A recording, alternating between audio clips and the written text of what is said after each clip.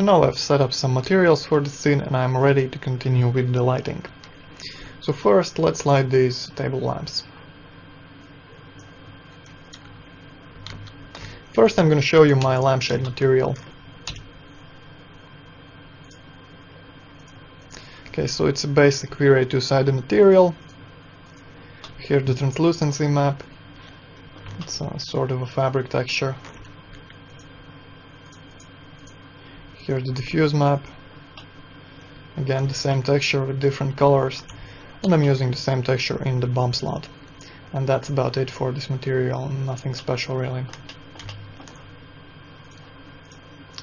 And to light them we're gonna use V-Ray sphere lights. So just create a simple sphere light over here, move it to the center of the lampshade,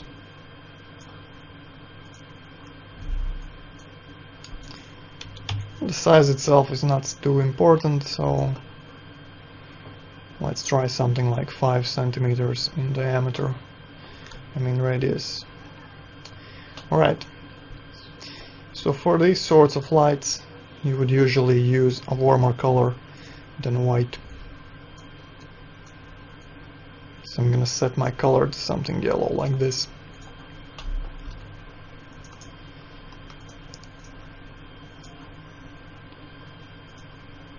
Okay, and let's re-render this region over here.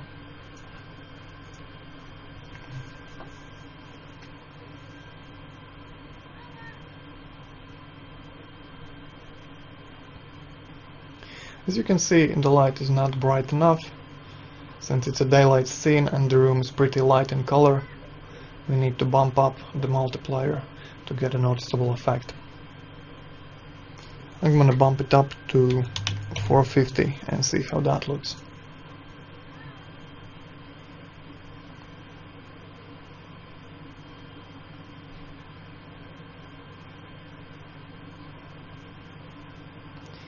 So now it looks much better. I think this is about right for this scene. So for different scenes or for different lampshade materials you might need a different multiplier value, but that's not too important, just adjust it until you're happy with the result. And that's basically it for any lamp that has a lampshade.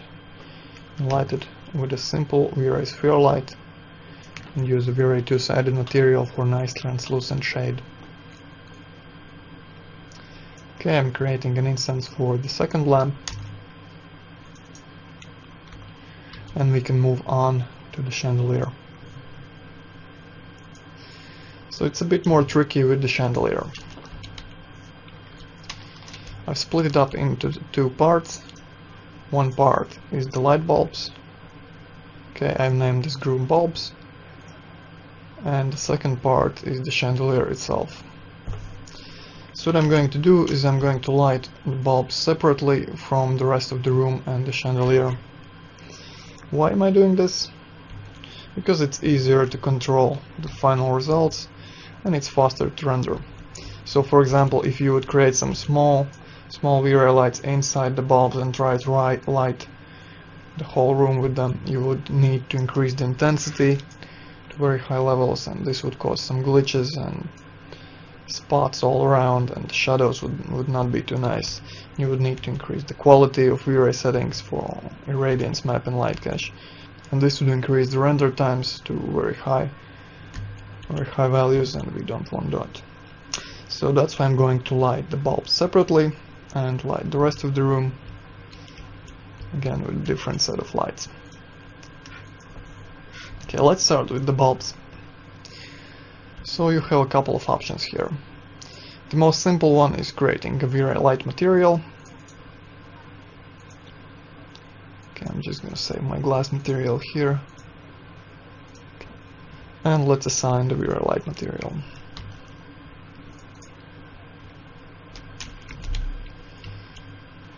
So basically the idea is to create some bright spots with this material, and it doesn't matter if the intensity is enough to light the rest of the room. So for example, if I render now,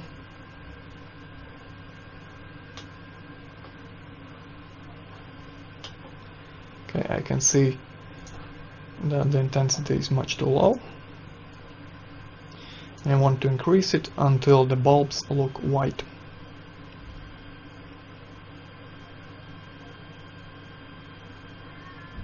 Okay, so right now they look completely flat gray. Let's increase the color intensity to something like 30 and retry our render.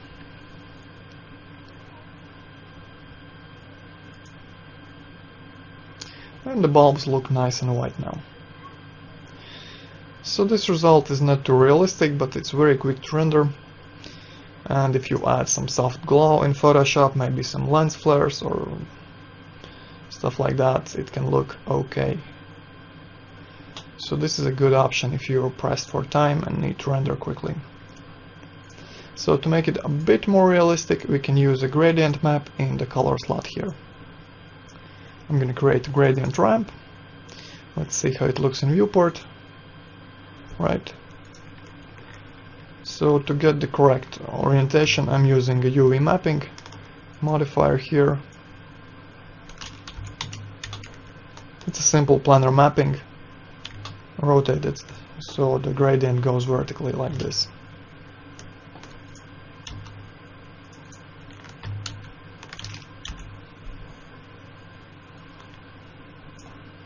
Okay, and if we re-render,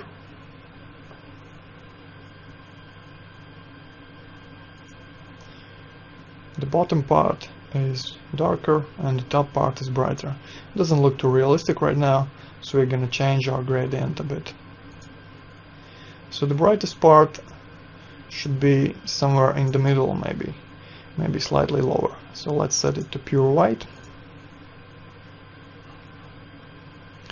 Let's make the bottom a bit brighter, maybe slightly yellow.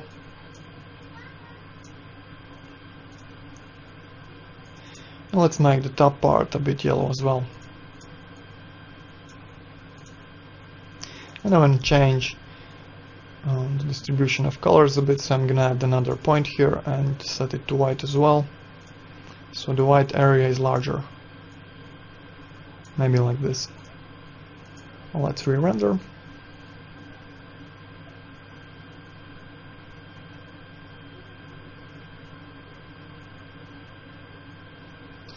Right, now the effect is not noticeable at all, so maybe let's make the bottom part a bit darker. And the top color as well. Re-render.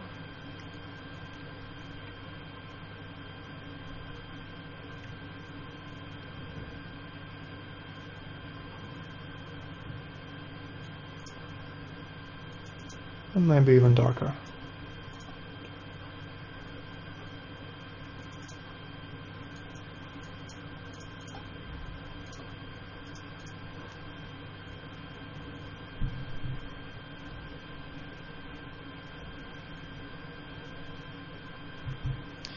And I think it's pretty good.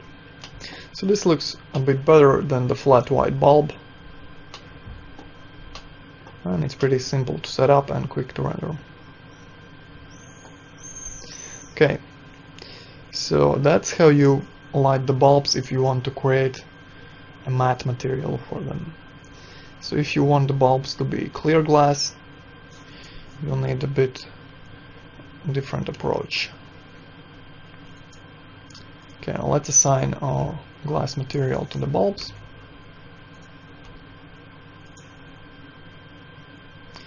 And this is how they look without any lighting at all.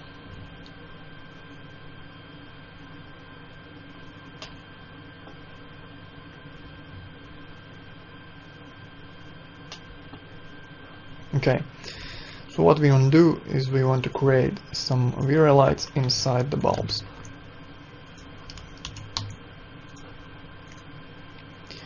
I'm going to create a spherical VRI light.